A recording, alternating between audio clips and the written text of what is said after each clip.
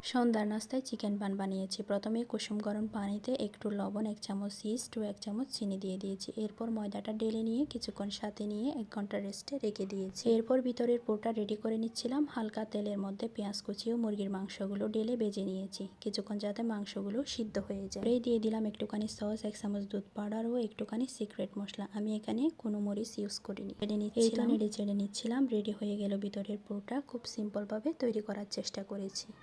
আপনারাও চাইলে এভাবে সিম্পলভাবে তৈরি করে দেখতে পারেন। 1 ঘন্টা রেস্টে রাখার পর দেখুন কি সুন্দরভাবে ডোটা ফুলে উঠেছে। হাতে তেল মেখে নিতে ভুলে গিয়েছি। আপনারা হাতে তেল মেখে নেবেন, তাহলে আর হাতের সাথে লেগে যাবে না। আমি এদিকে আরও কিছুক্ষণ ডোটাকে মতে নিয়েছিলাম। এরপর ডোটাকে 2 ভাগে ভাগ করে হাতের সাহায্যে মেলে নিয়েছি। তারপর পুরটা দিয়ে আমার মতো করে শেপ দিয়ে নিচ্ছিলাম। একইভাবে আমি 2টা বান রেডি করেছি। এরপর একটি ডিমের সাদা অংশ বাদ দিয়ে কুসুমটাকে আলাদা করে নিয়েছি। বানের উপরটাতে ব্রাশ করে নিয়েছি যাতে কালারটা সুন্দর আসে। একটি স্টিলের প্লেটে তেল ব্রাশ করে 45 মিনিটের মতো লো আঁচে রেখেছিলাম। এই তো হয়ে গেল।